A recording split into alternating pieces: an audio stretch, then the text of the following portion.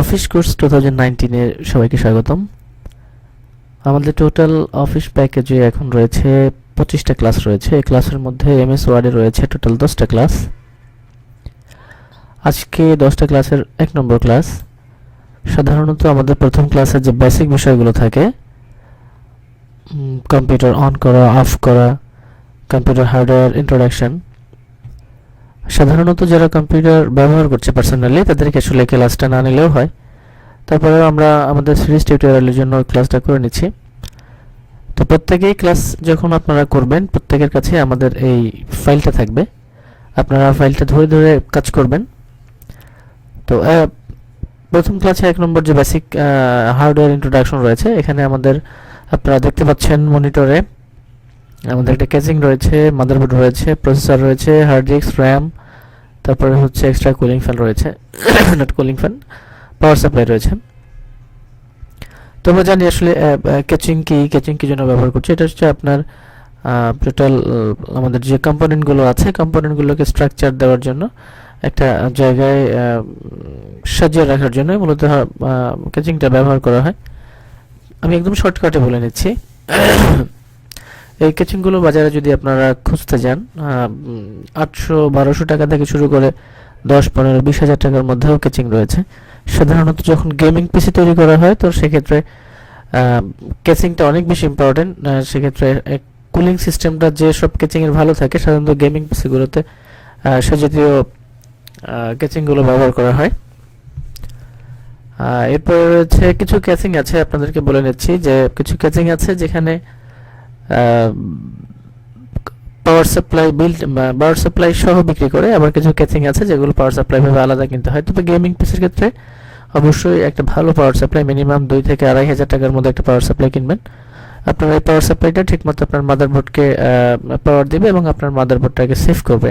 তো সুতরাং আমরা একটা যখন কেচিং কিনবো, তো সেক্ষেত্রে আমাদের পিসিটার বাজেটটা যদি মোর দ্যান 30,000 হয়ে থাকে, তো অবশ্যই আমাদের কেচিংটা যেন মিনিমাম 3,000 টাকা দামের কেচিং হয়। এক্ষেত্রে ব্র্যান্ডের কথা হচ্ছে ডিলাক্স ভালো তৈরি করে। এছাড়াও ভিন্ন ভিন্ন কোম্পানি রয়েছে যারা ভালো ভালো কেচিং করছেন।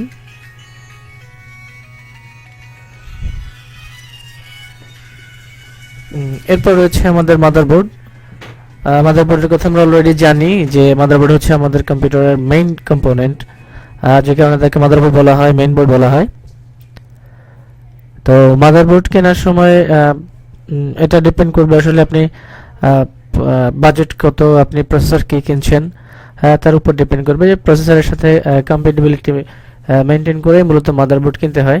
সব ধরনের প্রসেসর সব ধরনের মাদারবোর্ড সাপোর্ট করে না।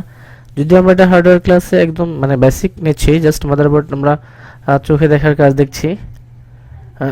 আমরা যারা মাদারবোর্ড কিনি, যখন আমরা নির্দিষ্ট কোনো কোটেশন অনুযায়ী মাদারবোর্ড কিনি, তো সেক্ষেত্রে আমাদের প্রসেসরটা কি থাকে, মাদারবোর্ডটা সেটার সাথে কম্প্যাটিবল কিনা, র্যাম সেটার সাথে কম্প্যাটিবল কিনা, সবকিছু হিসাব করে আমরা কিনে থাকি।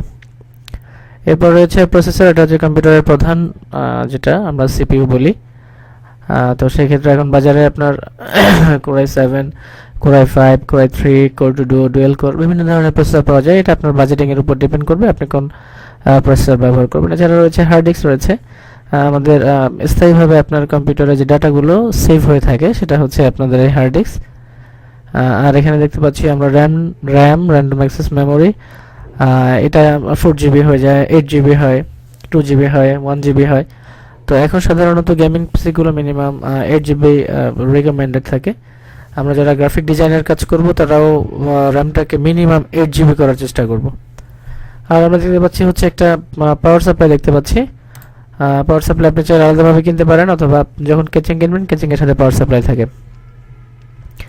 এছাড়াও মাউস কিবোর্ড তো রয়েছেই। প্রত্যেকটা কম্পিউটার যখন আপনি অপারেট করতে যাবেন, মাউস কিবোর্ড মাস্ট আপনার সেখানে লাগবে। এখানে যদি আমাদের একটু সংজ্ঞা দেওয়া আছে আসলে যে মাদারবোর্ডটাকে, সিপিইউটাকে, র্যামটাকে, হার্ড ডিস্কটাকে, পাওয়ার সাপ্লাইকে। তো আমি অলরেডি যেহেতু ব্যাখ্যা করে দিয়েছি, এটা আমাদের এখানে ব্যাখ্যা করার দরকার নেই।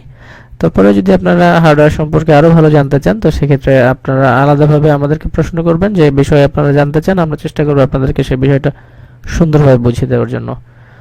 সবাইকে ধন্যবাদ।